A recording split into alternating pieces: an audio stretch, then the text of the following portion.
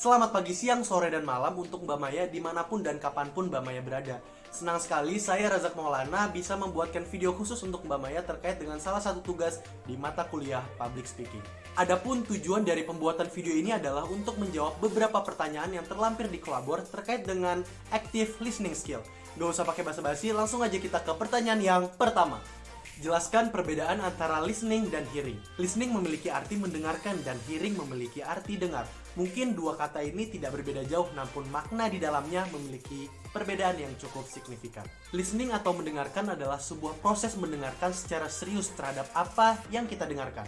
Contohnya adalah ketika sahabat saya sedang curhat kepada saya. Di situ saya mendengarkan secara serius apa yang rekan saya sampaikan. Dan responnya bisa berupa pemahaman kepada diri sendiri ataupun pertanyaan yang tiba-tiba muncul setelah proses mendengarkan sahabat itu tadi.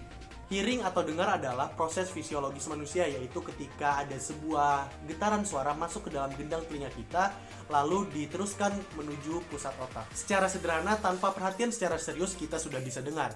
Contoh sederhananya adalah ketika kita mengerjakan tugas bersama teman-teman kita di lab komputer, fokus utama kita pasti kepada depan layar laptop kita. Namun kita tetap bisa mendengarkan suara mesin komputer ataupun ketikan dari jari rekan-rekan kita. Di situ adalah proses dengar. Kita tidak perlu memperhatikan secara serius, tapi kita bisa mendengarkan suara tersebut. Jadi pada intinya mendengarkan adalah proses mendengarkan secara serius, namun dengar adalah proses fisiologis manusia. Lanjut kepada pertanyaan yang kedua. Sebutkan macam-macam listening. Ada 4 macam listening. Yang pertama adalah appreciative listening, yang kedua empathic listening, yang ketiga comprehensive listening, dan yang terakhir adalah critical listening. Mari kita bahas satu-satu. Yang pertama adalah appreciative listening, yaitu adalah mendengarkan untuk kesenangan diri kita. Contohnya adalah ketika kita mendengarkan musik sehingga kita bisa enjoy, kita mendengarkan stand up comedy sehingga kita bisa tertawa.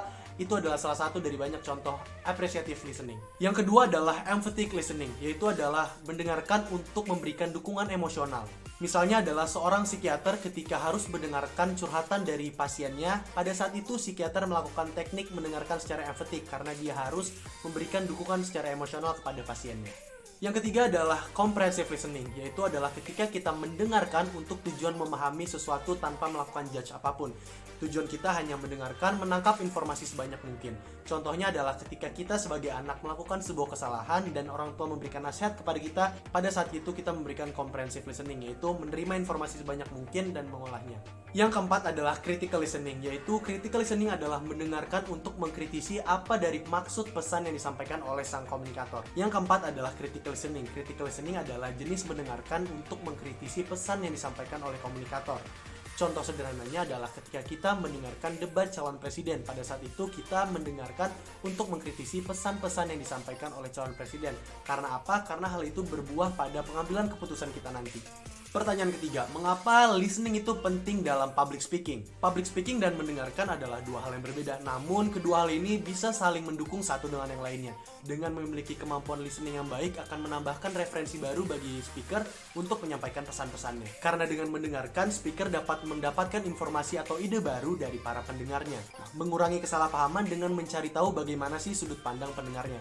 Dengan hal ini, secara tidak langsung akan menambah kemampuan speaker dalam melakukan public speaking. Pertanyaan selanjutnya, jelaskan apa yang dimaksud dengan active listening. Active listening atau mendengarkan secara aktif adalah kemampuan kita untuk bisa memberikan perhatian kepada pembicara secara serius dengan berusaha sebisa mungkin menerima pesan yang disampaikan oleh speaker sebanyak 100%. Walaupun tidak bisa dipungkiri, seorang pendengar tidak bisa menerima pesannya sebanyak 100% karena sudah ada penelitian yang menyatakan hal tersebut. Namun dengan active listening skill, diharapkan kita mampu memberikan effort lebih untuk bisa menerima pesan sebanyak mungkin. Mungkin bisa dengan cara mencatat, menganalogikan apakah hal ini relevan, apakah masuk akal, apakah ada datanya, dan sebagainya. Pertanyaan selanjutnya adalah apa saja kiat agar bisa melakukan active listening? Yang pertama, pastikan mendengarkan secara serius, berikan perhatian penuh kepada si pembicara.